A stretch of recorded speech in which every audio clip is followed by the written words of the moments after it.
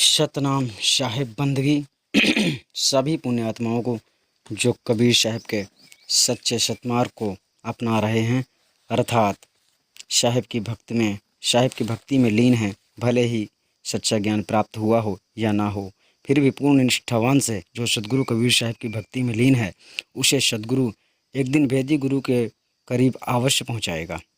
आइए जानते हैं कबीर साहब का एक ऐसा मत जो स्वयं का परिचय देता है। साहिब परमात्मा स्वयं अपना ही परिचय दे रहे हैं। इसमें क्या कह रहे हैं?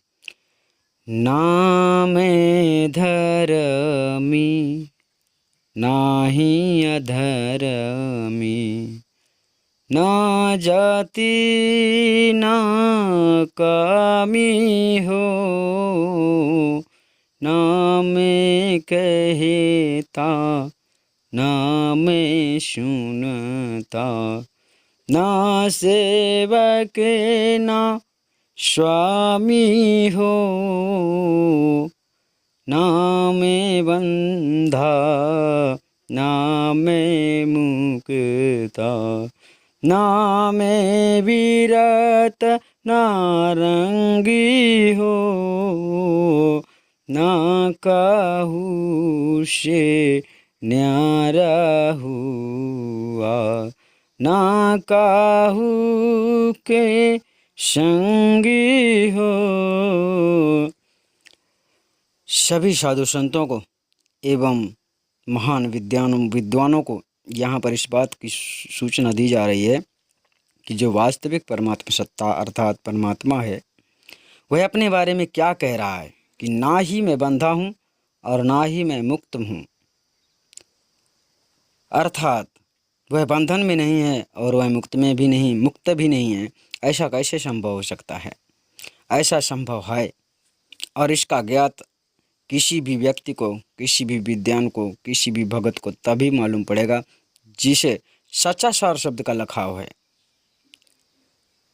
अर्थात जिसने अभी तक गुरु से विधि विधान जानकर सार शब्द को खोज रहा है, तो वह तो मिथ्या ही है, क्योंकि सार शब्द गुरु को पाने के बाद भी नहीं प्राप्त किया, गुरु के द्वारा उसे प्राप्त नहीं हुआ है, तो फिर उसे कभी नहीं मिलेगा। क्योंकि गुरु होता है उस वस्तु को लखा देता है कि बेटा यही चीज़ है।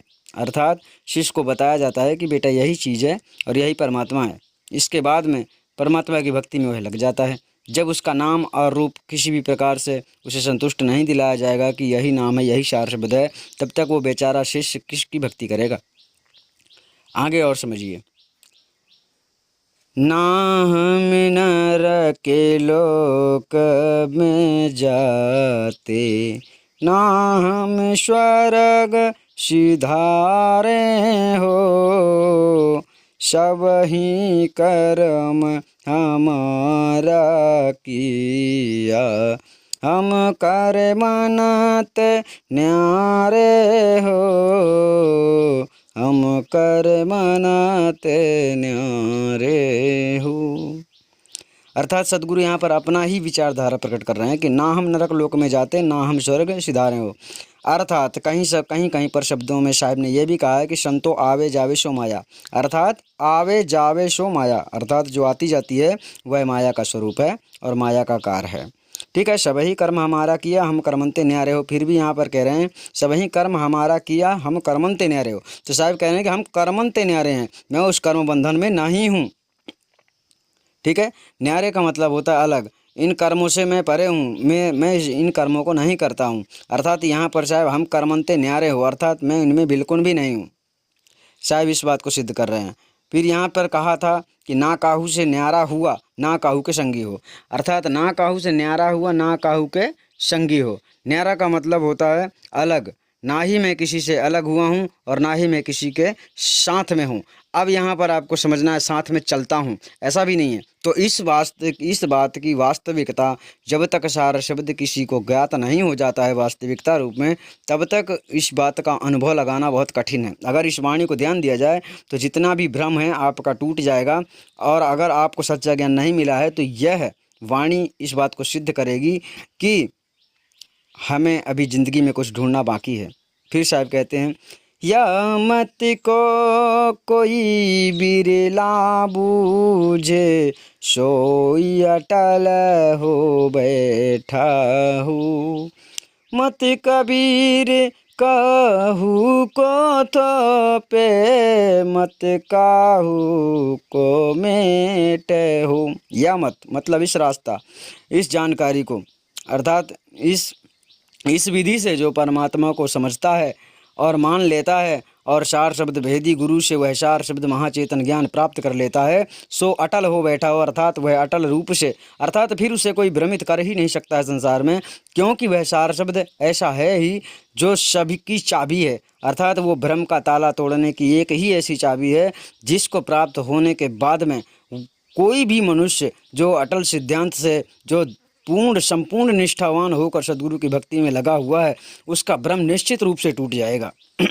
मत कबीर काहू का थोपे, मत काहू को मेटे हो। अर्थात साहब ने किसी के ऊपर कलंक नहीं लगाया। कलंक का तात्पर्य ये होता है कि जैसे किसी ने कुछ किया ना हो और उसके ऊपर साहब ने लाद दिया हो, ऐसा कुछ भी नहीं है। संसार में साहब ने जिसने जो किया है, जिसकी जो ताकत है, जिसके बारे में जितना उचित है उतना ही साहब ने प्रकट किया है।